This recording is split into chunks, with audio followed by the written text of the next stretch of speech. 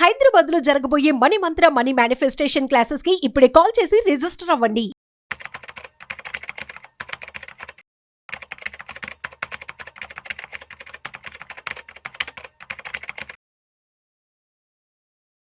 Hello నమస్తే. ప్రస్తుతం మనతో పాటు స్టూడియోలో క్యూపీఎఫ్పి సాయిరామ్ గారు ఉన్నారు. వీరితో మాట్లాడి కొన్ని విషయాల గురించి మనం చర్చిద్దాం. హలో అండి, నమస్తే. నమస్తే మేడం. సో నార్మల్గా ఇప్పుడు ఇన్వెస్ట్ చేస్తూ ఉంటారు అందరూ కూడా, లైక్ మ్యూచువల్ ఫండ్స్ మంచి రిటర్న్స్ ఇస్తుంది అని చెప్పేసి, హయ్యర్ రిటర్న్స్ ఇస్తుంది అని చెప్పేసి ఇన్వెస్ట్ చేస్తూ ఉంటారు. బట్ కొన్నిసార్లు ఏమవుతుంది అంటే వాళ్ళు ఎక్స్పెక్ట్ చేసినంతగానో లేదంటే ప్రాపర్ రిటర్న్స్ అనేది వాళ్ళు తీసుకోలేకపోతున్నారు. బేసిక్గా అందరూ కూడా, అంటే మీకు తెలిసినంత ప్రకారం అందరూ కూడా చేసే కామన్ మిస్టేక్స్ ఏముంటాయంటారు అసలు ఇన్వెస్టర్స్? సో మనకి ఈక్విటీ ఇన్వెస్ట్మెంట్ వల్ల ఒక కామన్ థీమ్ ఉంటుందండి, investment return versus investor return. Okay. Investment return అంటే ఆ ఇన్వెస్ట్మెంట్ స్కీమ్ ఎంత రిటర్న్ జనరేట్ చేసింది over a period of time. Investor return అంటే ఇన్వెస్టర్ అందులోంచి ఎంత తీసుకున్నాడు. ఓకే. సో ఇది ప్రపంచవ్యాప్తంగా ఈ థియరీ అయితే ఉంది. నార్మల్ గా ఒక ఇన్వెస్ట్మెంట్ కనుక ఒక 15% రిటర్న్ ఇస్తే అందులో ఇన్వెస్టర్ సగం కూడా తీసుకోలేకపోతున్నాడు, అంటే 7-8% తీసుకుంటున్నాడు. సగానికి పైగా కోల్పోతున్నాడు. ఓకే. సో దీనికి మెయిన్ రీజన్స్ ఏంటి? నా దగ్గరకు వచ్చే క్లయింట్స్ కూడా నేను అనలైజ్ చేసినప్పుడు ఏంటంటే, ఫస్ట్ వచ్చేసరికి ఒక ప్రాపర్ హెల్త్ ఇన్సూరెన్స్ ప్లాన్ తీసుకో. ఒక 5 lakhs 10 lakhs అవే తీసుకుంటారు. లేకపోతే ఏంటంటే కార్పొరేట్ పాలసీ ఉంది కదా, ఆ కంపెనీ ఏదో వేరేదే అయినట్లు ఫీల్ అయిపోతారు. రేపు కావాలంటే రేపు నేను పాలసీ ఇవ్వను అనొచ్చు, లేదా నేను 5 lakhs నుంచి 3 lakhs తగ్గిస్తా అనొచ్చు. రైట్. సో అప్పుడు ఏంటి పరిస్థితి? Right right. రెండోది ఏంటంటే తీసుకుంటారు వీళ్ళు పాలసీస్, హెల్త్ పాలసీస్, కానీ సరైన పాలసీని రాంగ్ ప్లేస్ లో తీసుకుంటారు. ఓకే. ఏదో డిస్కౌంట్ వస్తుంది, ఆన్లైన్ డిస్కౌంట్ వస్తుంది, లేదు నాకు ఫ్రెండ్ అక్కడ వేరే బెనిఫిట్స్ ఎక్కువ ఉన్నాయనో ఏదో ఒకటి. సో సరైన పాలసీని రాంగ్ ప్లేసెస్ లో తీసుకుంటారు, నాలెడ్జ్ లేని వాళ్ళ దగ్గర ఆన్లైన్ లో ఇలా వెళ్ళి తీసుకుంటా ఉంటారు. రేపు క్లైమ్ అప్పుడు ఎవరు హెల్ప్ చేయలేరు.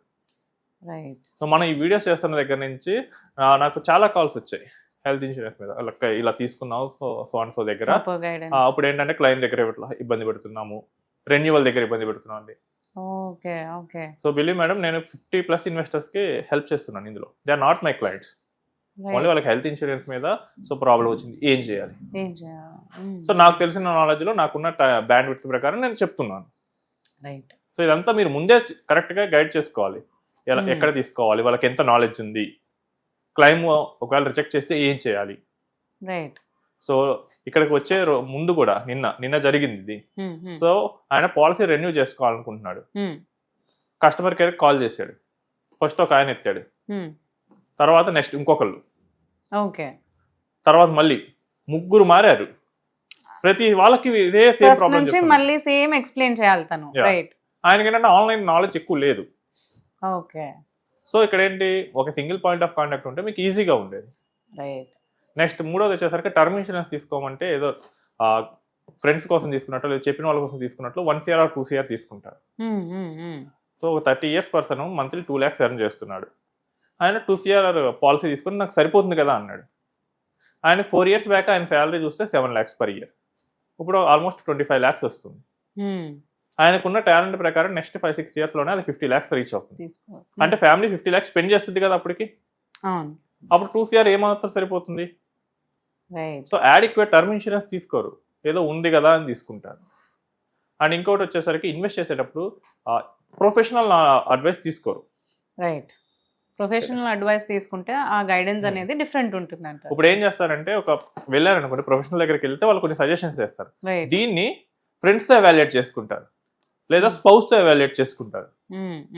సో ఇప్పుడు సింపుల్ గా చెప్తాను మేడం, మీకు ఏదో పర్సన్కి ఏదో హెల్త్ ఇష్యూ వచ్చింది, డాక్టర్ వెళ్తే సర్జరీ చేయాలని చెప్పాడు. సో దీని ఇప్పుడు మనం స్పౌస్ డిస్కస్ చేసినప్పుడు, సర్జరీ ఎందుకు, మనం మెడిసిన్ వాడితే తగ్గిపోయింది కదా అంటే ఎలా ఉంటుంది. So who is the expert in that domain? It's doctor. Doctor has to decide. మీరు కావాలంటే ఇంకో డాక్టర్ దగ్గరికి వెళ్ళి దాన్ని ఎవాల్యుయేట్ చేయండి, ఈ స్కీమ్ ని, ప్రపోజల్ ని. అలా కాకుండా మీ అంతటికి మీరే మీకున్న ఓన్ నాలెడ్జ్ తో చేసుకుంటే then there will be great danger. So ఎందుకంటే ఇక్కడ నాకు చాలా మంది చూస్తాను, ఇన్వెస్ట్మెంట్ ప్రపోజల్ వచ్చినప్పుడు మ్యూచువల్ ఫండ్స్ లో చేద్దామంటే కనుక చాలా మంది వాళ్ళ ఫ్యామిలీ మెంబర్స్ ఆపేస్తున్నారు, because they don't know about it. వాళ్ళకి నాలెడ్జ్ ఉంది దాంట్లో. సో మ్యూచువల్ ఫండ్ లో ఇన్వెస్ట్ చేస్తే రిస్క్ ఉంటుంది అంటున్నారు, బట్ ఇన్వెస్ట్ చేయకపోయినా రిస్క్ ఉంటుంది. ఇన్వెస్ట్ చేయకుండా ఉండే రిస్క్ ఇన్వెస్ట్ చేసిన దానికన్నా చాలా ఎక్కువ ఉంటుంది. ఇప్పుడు ఏంటంటే నాకు అక్కడ పెడితే నాకు లాంగ్ రన్లో ఉంటే 12 to 15% వస్తుంది. వస్తుంది. నాకు ఆల్టర్నేటివ్లో 7% వస్తుంది ఎఫ్డీలో చేస్తే. ఇంకా నాకు రిస్క్ ఇంకా పెరిగిపోతుంది. నెక్స్ట్ వచ్చేసరికి రిటర్న్స్ చేస్తూ ఉంటారు చాలామంది. నాకు వచ్చే కాల్స్ సగం వీళ్ళే ఉంటారు. సార్ బెస్ట్ మ్యూచువల్ ఫండ్ చెప్పండి, ఫలానా వాళ్ళ దగ్గర చేస్తున్నాను, నాకు ఇంకా ఎక్కువ రిటర్న్ కావాలి. Okay. It's not the return, it's the goal that we have to చేస్. సో మనకి యాక్చువల్లీ మ్యూచువల్ ఫండ్లో ది బెస్ట్ అంటూ ఏమీ ఉండవు. మన గోల్కి తగ్గట్టు ఆ రోజు అసెట్ అలొకేషన్ చేసుకొని వెళ్ళాలి. బట్ వీళ్ళు ఏం చేస్తారంటే బెస్ట్ రిటర్న్ కోసం ఒక ఫండ్ నుంచి ఇంకో ఫండ్కి జంప్ అవుతారు. ఆ జంప్ అయ్యే టైం కూడా ఎలా అంటే ఈ ఫండ్ పడిపోయే టైంకి వీళ్ళు ఎంటర్ అవుతారు, ఆ ఫండ్ పెరిగే ముందు ఎగ్జిట్ అయిపోతారు. At the end of the day nominal returns చేసుకుంటారు. రైట్. ఒక పర్సన్ ఇట్లానే పోర్ట్ఫోలియో చేసుకున్నాడు, 10 years నుంచి చేశాడు. ఆయన టోటల్ XIRR మేము క్యాలిక్యులేట్ చేసాము.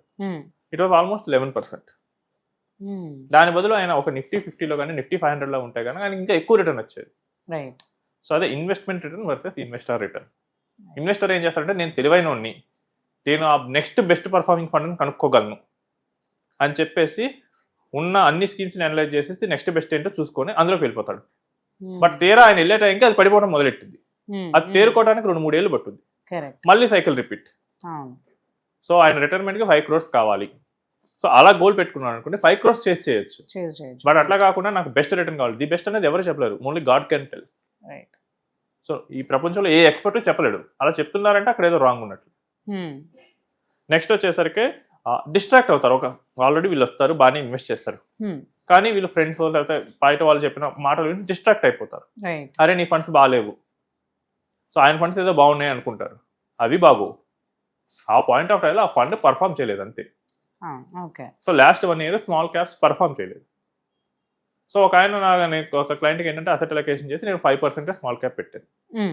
ఈయన వాళ్ళ ఫ్రెండ్ ఏంటంటే యూట్యూబ్ నాలెడ్జ్ మొత్తం, సో సరైన అవగాహన లేదు. సో ఆయన దృష్టిలో ఏంటంటే small caps will deliver the best. ఈయన పోర్ట్ఫోలియో చూసారంటే ఈ దాంట్లో ఏంట్రా ఓన్లీ 5% స్మాల్ క్యాప్ ఉంది, ఇది తప్పు, ఆయన అడ్వైజర్ నీకు తక్కువ రిటర్న్ ఇస్తున్నాడు అని చెప్పాడు. సో ఇద్దరిని మాట్లాడాం ఫోన్లో తీసుకుని. సో ఆయన పోర్ట్ఫోలియో ఏంటి మొత్తం ఇవన్నీ అడిగాను. సో ఇది ఎక్కడి నుంచి చెప్పారంటే యూట్యూబ్లో నేను ఇట్లా చూసాను, అది ఇది మొత్తం చెప్పాడు. మొత్తం డైరెక్ట్ ఫండ్స్ బాగా ఇస్తాయి రిటర్న్, ఈ స్మాల్ క్యాప్ ఇంకా బాగా ఇస్తాయని చెప్పారు. సో మా దగ్గర డేటా ఉంటుంది. Last 10 years it's not the small cap, it is the mid cap that has given return. Small cap కన్నా మిడ్ క్యాప్ ఎక్కువ ఇచ్చింది. ఒకసారి వెళ్ళి చూసుకోండి గూగుల్లో అని చెప్పాను. ఆయన డేటా చూడగానే మైండ్ బ్లాక్ అయింది. నెక్స్ట్ ఇండెక్స్ ఫండ్స్లో ఇన్వెస్ట్ చేయాలని చెప్పాడు. మేము ఇండెక్స్ ఇవ్వం, మల్టీ అసెట్ ఇస్తాం. ఎందుకంటే ఇండెక్స్ కన్నా తక్కువ రిటర్న్ కట్, ఎందుకంటే ఇండెక్స్ కన్నా తక్కువ రిస్క్తో ఉంటుంది, సేమ్ రిటర్న్ ఇస్తాయి. సో ఆయనకి ఇవేమి తెలియదు, లోపల డేటా ఉండదు. ఎందుకంటే వీళ్ళకి ఏంటంటే ఆ టైంలో ఉన్న డేటా మాత్రం అవైలబుల్ ఉంటుంది. మేము పాస్ట్ డేటా మొత్తం మేము సాఫ్ట్వేర్ అనలైజ్ చేసుకుంటూ చూస్తూ ఉంటాం. సో ఇదేంటి డైరెక్ట్ బెటర్ అంటారు. డైరెక్ట్ ఎవరికి బెటరు? మీరు ఎవరైతే ఒక పోర్ట్ఫోలియో మేనేజర్ని హైర్ చేసుకోగలరో వాళ్ళకి బెటర్. అంతేగాని without investing without any assistance మీరు ఇన్వెస్ట్ చేస్తే కనుక రేపు ఎలాంటి సిచ్యువేషన్స్ వస్తాయి ఎవరికి తెలియదు.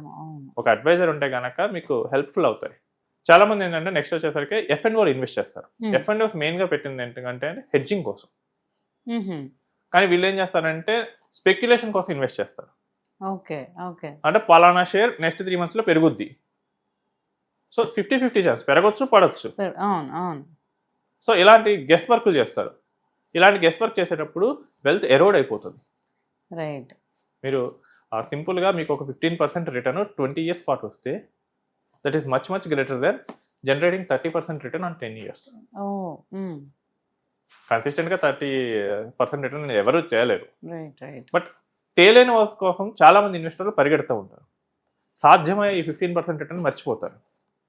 ఇదంతా ఏంటంటే వాళ్ళు ఓవర్ ఎస్టిమేట్ చేసుకుంటారు. I can easily predict, it's not that much easy. So we have seen చాలా కేసెస్ చూసాం. మార్కెట్ని బీట్ చేస్తా అని వెళ్ళిన వాళ్ళు మార్కెట్ చేతిలోనే ఓడిపోయారు. సో నేను ఫండ్ మేనేజర్తో మాట్లాడినప్పుడు వాళ్ళ ఎక్స్పీరియన్సెస్ కూడా చెప్తారు. మేము కూడా చాలాసార్లు రాంగ్ అయిపోతాం. సో లాస్ట్ టైం నేను ఒక SBI గోల్డ్ ఫండ్ మేనేజర్తో మాట్లాడాను. ఈ నెవర్ ఎక్స్పెక్టెడ్ ఈ ఇయర్ గోల్డ్ ఇంత పెరుగుతుంది అనుకోలేదు. ఆయన 2026 అవుతుంది అనుకున్నారు. బట్ సర్ప్రైజ్ గోల్డ్ బాగా పెరిగింది. సో ఎక్స్పర్ట్స్ ని కూడా ఇన్వెస్ట్మెంట్ వరల్డ్ ఆశ్చర్యపరచగలదు. సో మీరు ఎప్పుడు బేసిక్స్కి స్టిక్ అవ్వాలి. బేసిక్స్కి స్టిక్ అవ్వకుండా ఇలానే స్పెక్యులేషన్కి వెళ్ళినా హై రిటర్న్స్ చేసినా కానీ ఇట్ ద ఎండ్ మీకు నామినల్ రిటర్న్సే వస్తాయి. థ్యాంక్ యూ అండి, thanks for sharing all the information. Thanks.